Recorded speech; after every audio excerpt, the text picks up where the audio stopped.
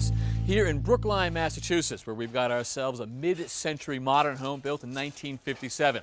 Now, up until recently, most of the work we've been doing was demolition, but it has started to get to the point where we are rebuilding. This is one of the additions that we are adding with a garage underneath and living space up top. And we actually had to cut through the old foundation wall to make a connection into the basement. Now, one of the things we did demolition-wise in the basement was we took out the old concrete floor. You can see remnants of it right here. That was about 12 inches of concrete that Mark and his crew completely jackhammered out of this. And when they did, they found out that there was no footing beneath the old foundation wall. Mark, are you surprised that for a house built in 1957 that it's got no footing? Yes and no. It's not typical of today's construction, of course, but back in the 40s and the 50s, what they did is they actually poured a thicker wall than we would normally pour. We're usually at 10 inches. You can see this one's at 12. I mean, I know we didn't have any problems with this, but you're not going to go with this situation going forward. You want to add a footing. Right. It's actually in good shape. There's been no settling, so we're lucky in that respect. Yeah. But now that we're here and we've discovered the problem, we better do something about it. So how the heck do you add a footing under an existing house? It seems inconceivable to me. Okay, very carefully. Right. So what we did do, though, is we dug down beyond the wall, almost to where the footing should be. Yeah. We've undermined this 12-inch wall just a little bit. So when you say dug down, you go deeper, and then undermining is actually digging underneath the wall a few inches? Correct, correct. So, wow. so we undermined just a few inches, but we did go about 6 or 8 inches deeper than the bottom of the foundation wall. Okay. And now I'm seeing rebar here laid in as well? So we want to make a good connection, of course, between the existing and then what we pour. So what we've done is we've doweled into the existing 12-inch wall. Yep. You can see that, that's nice. Yep. And then we ran just basically a re-rod grid throughout the forms all the way from here, all the way to where we end in the other corner. So when we fill this with concrete, we've got a couple things going on. You're going to have some of it slip underneath the existing foundation. That's right. That's going to sort of grab it there, and then that rod is going to pin into it and grab it there as well. Correct. And what we have right now is we have a very light house. The roof is gone and all the material. The floor's above us, no more plaster. So shed a few pounds, huh? It shed a few pounds, right. So we're going to take advantage of that, and that's why we've been able to go all the way around the basement with our forms. Well, when I was pulling up, I saw the concrete truck showing up as well, so let's get to it. All right, guys, let's go. So, Kevin, as you can see, we have Marks spraying down these forms. As you know, plywood forms are going to suck that water right out of the concrete. So we're going to kind of cheat the system to soak these forms down.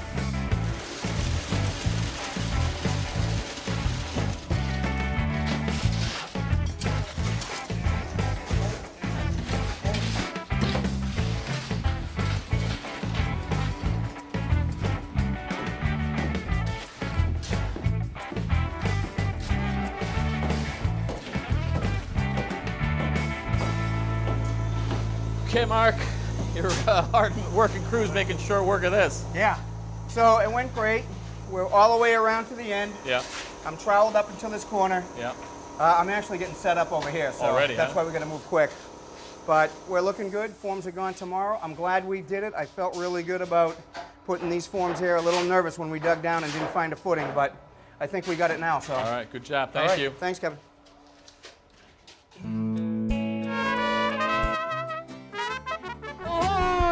Is this Bermuda? When we first got here, boy, this neighborhood was in tough shape. As part of this old house's 40th anniversary, we are revisiting some of our favorite projects. This is great. And that brings me to Manchester by the Sea on Massachusetts' North Shore. Back in 2001, we undertook one of our largest projects. This house right here, situated on the Atlantic Ocean. When Steve Thomas and Norm first arrived at the project, they found a stately 1880s mansion that was hidden behind a funky 70s renovation. Norm said it looked like a cheap motel on Cape Cod. These wooden columns, they're classic, but the rest of the house doesn't make sense, so what gives? Well, after 10 months of hard work, Tommy and the crew returned the house to its former glory, and 17 years later, we are back to see how it has held up. And Janet and David McHugh are still the owners. Hey, Kevin. So good to see you good again. Good to see you. So good to be back. Been a long time since I've been here. You guys have been here the entire time. What's it been like? How's the house held up? It's been fantastic. It's been wonderful. Really? We love it. Yep. We've had no major issues. It's held up, and it's just a beautiful place to be. It looks exactly the way I remember it. And I was just a viewer back then, but it looks the same. Yeah, I mean, it really followed the plan in every regard and has enabled us to have a really comfortable place to live and bring up a family in it. And we've had a wonderful time with the house. So let's talk about the plan. This entryway was a big part of it. Yep. Yes. This is the grand entry. Tell us about this story. Well, it has sort of a summer identity and a winter identity. In the summer identity, as you see, you walk in the door and you immediately see it centered on the gazebo. It's the iconic sign of a gazebo of Manchester. And so that is an incredible view. And we added the second row of windows up here so that it gave it a great feeling of spaciousness and height and bring all of that bright summer light into the entranceway. And it's also beautiful in the winter because at Christmas time we have about a 12-foot Christmas tree in the center of this area, which is just beautiful, and the gas fireplace in the corner, and it's lovely. Right. It's just perfect. Well, as I said, I was a viewer back then, and one of the highlights for me was the music room and all the effort that went into that special place. Can we look at that? Sure. So this is the music room, and when we first bought the house, this was the outside wall. But there was a room here originally. Yes, there was, and we decided to put it back with the same sort of proportions as it had before, but with a new mission, which is to be a music room. Right, and that is your baby. Absolutely, and it's been the site of some very nice performances, starting with the rap party, actually. Right. And the acoustic designer said we have two problems to solve here. The first is we have to project the sound out from where the piano is, because this big beam right here, carrying beam, which has to be there, and the concern was that that's blocking the sound, which goes upwards and then it gets blocked.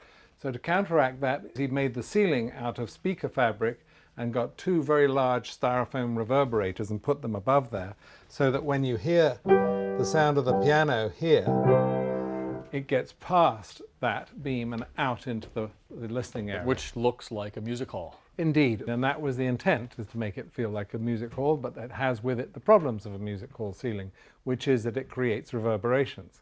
So what they did to counteract that was to use a liquid form of recording studio sponge, if you like. And if you look up closely, this looks like sponge, not plaster, because it's 4 layers of 1/4-inch bassware, which is what it's called. To what effect? Well, the point is to go for 1 reverberation, not 2, not 3, and not 0. And so the way they tested it was afterwards you clap, and when you clap, you should hear 1 reverberation. 1 reverberation. So success. Yep, indeed. Nice. It is a little brighter than I remember. Wasn't it natural wood? That's right, Kevin. No, actually we had a mahogany veneer in here, which was very dark Right. and lovely at first, but then it didn't age consistently panel to panel. So we decided to choose a historical color, this gold, to brighten it up, and I think it's a great success. It's beautiful and looks historic. It does, it does.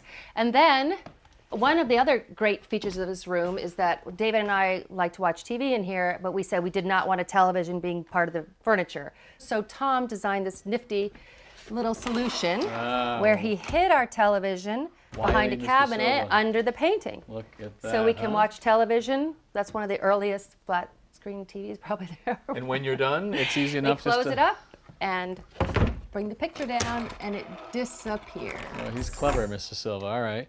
Well, if Tommy was in charge of hiding the TV, Norm was in charge of bringing out the beautiful Inglenook, right? That's right. Well, this was really Norm's signature piece in the project, and it's based on a photograph that we got from the Manchester Historical Society.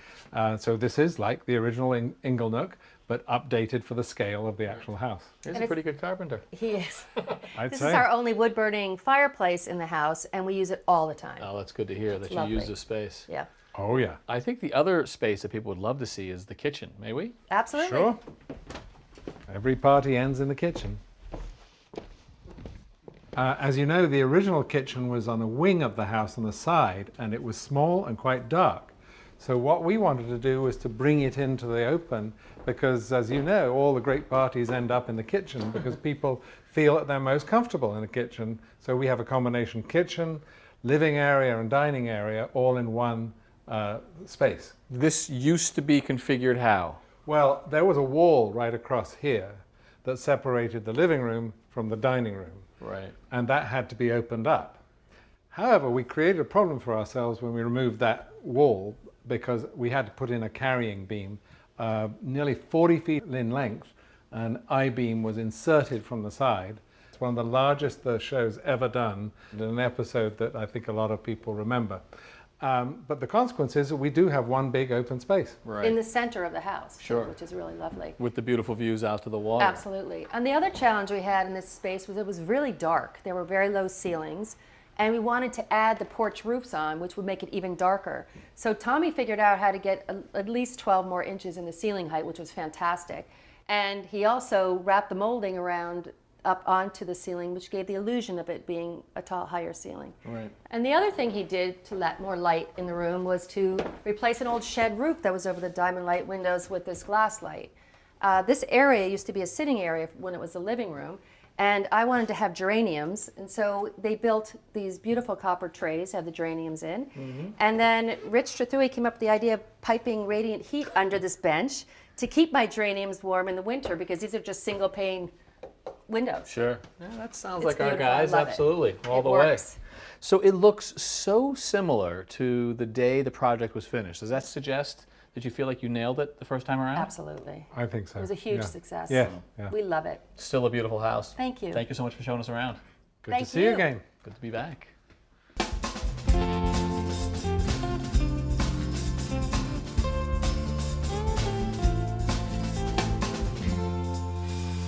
Here in Brookline, we don't have the coastal shingle style. We've got that classic mid-century modern. Wide open spaces, vaulted ceilings, and no attic. I mean, right here, we're on the second floor, and above us is the outside, and this has to be filled with insulation. We can't really put ductwork in there. And where are you gonna hide something like this up here in this wide open space? So, as they say on my favorite TV show, it's the classic plumber's lament.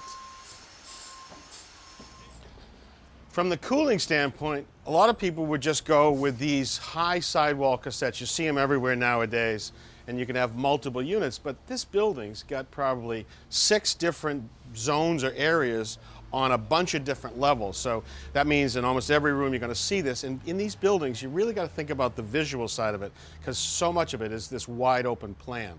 So we can and probably will on the cooling side use this mini duct system, because we can actually fish this up through and have this come up through the floor and just hide in the corners. And what we're really trying to do is make it disappear, okay, on the cooling side.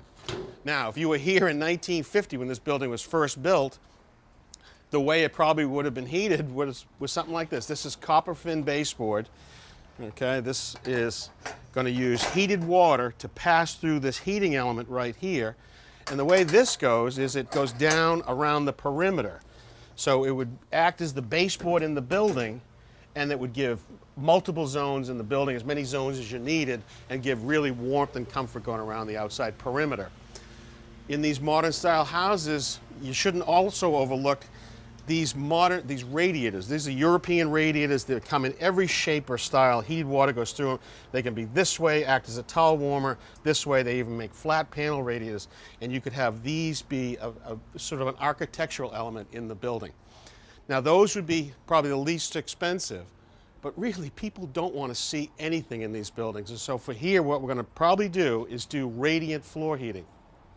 So in between the subfloor and the finished floor, whatever it is, we're going to do this aluminum track system with tubing going right here and circulate warm water through this. We can have as many zones as we want. Every room can be perfect temperature. And this will be when we create a sandwich between the sub and finish. If we're going in from below on some of the existing work, we might attach this to the underside of the subfloor, and you can see the tubing, which would have warm water circulating right here. Now, because we're going to have a heating boiler that's going to heat that water to just the right temperature, we can also use it to make hot water, but also in our poured basement, the new basement and the garage and snow melting, we can put this out. It's a 2-inch rigid insulation with a grid system that'll hold that tubing in place to make with a vapor barrier, so we can just pour concrete over there. A flat, overhanging roof is a defining characteristic of a modern house, and our original structure had a nice deep one, and the additions we're putting on is going to have the same feature as well. Tommy, Charlie, how are you guys? Hey, Kevin. So roof work is underway. We've got some trim work to worry about. Yep, we got trim going on in the house, and it's a real simple trim because all the detail in here are just fine lines. Yep. We're looking at fascia and soffit. Right, we want to get the fascia and soffit on so we can complete the roofing. What are we using? This is a solid PVC product, and it's 3/4 of an inch in thickness and 18 feet long. That is the biggest piece of PVC I've ever seen. What is with the size? Well, we got this size specially because we have such a deep overhang. The soffit is 27 inches deep. So we got the width here. Yeah, so then we're going to take our leftover pieces and rip our fascias and other trim detail, virtually no waste. I've never seen 18 feet though before. Yeah, we use it as much as we can because you want to minimize the joints and seams today. You want to keep the house as airtight as you can. Okay. Okay, so the first thing we're going to do is we're going to rip down this piece that goes down here, which is 27 3/8. We're going to make it 27 inches. And I also have a joint on the other side that we have to deal with as the soffit comes up. So show you how to make that joint. Okay. All right, so now we're going to mark for our straight edge, and I'm going to put it on the back side of the straight edge. So I'm going to mark 19 3/4. Slide our straight edge over, put it on our mark. You good there, Charlie? And we have 27 1/8. Perfect. All right, now we're ready to measure for our length. And this side here has an angle on it of about 15 degrees. So what I'm going to do is, it's the measurement on the long side against the house is 168 3/4. That's the measurement that we have. I'm going to make it a good 1/4 of an inch longer because in the wintertime this is going to shrink down and I don't want that joint to open up. So this will be 169. And the short side up at the front against the back side of the fascia is 161 5/8. And I'm going to make it a 1/4 of an inch longer here.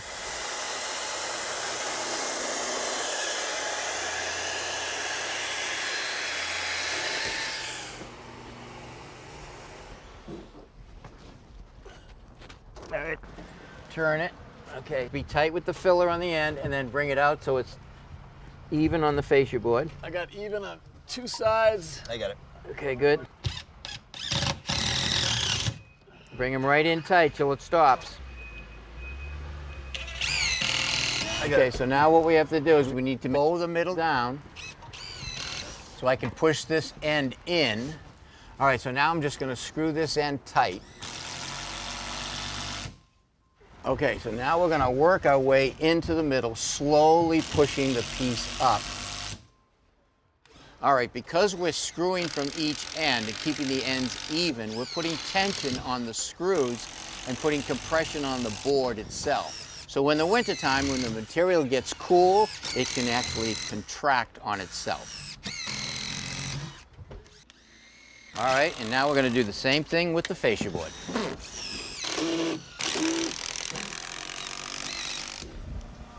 All we got to do is install the bongs in all the holes, and this fascia's done.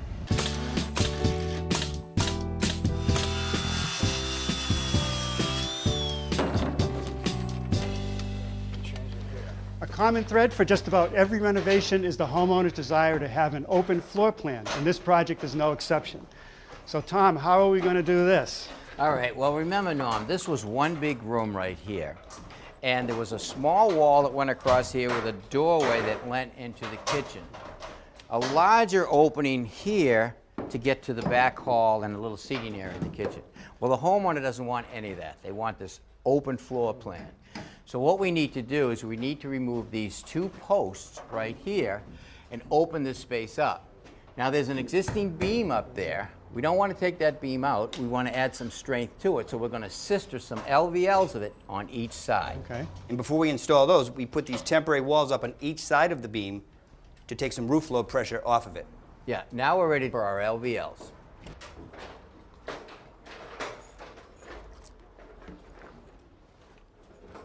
All right, now we'll just push it up tight to the underside of the rafters. Hold it up tight down there, Eric. All right, Carly, go down there and put a screw in and put the screw on an angle up, and that will suck the beam up to the underside of the joint. Right, good. See how that pull that beam right in flush tight? That's what we want. It'll work. All right, so what we have here is a framing screw, but if you notice the tip, it actually has a drill bit type on the on the tip to drill itself its own hole.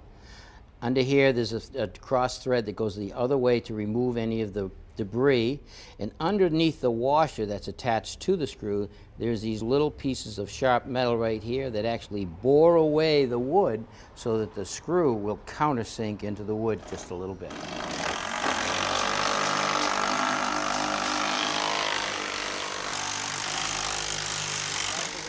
With the LVL fastened tight to the beam down on this end and up against the underside of the joist, I'm going to try to clamp it on this side and pull it up tight to the underside of the rafters. Okay.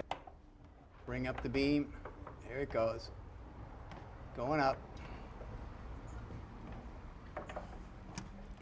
Going up. That's it, I think. Thank you, Ray. All right, put some more screws in there.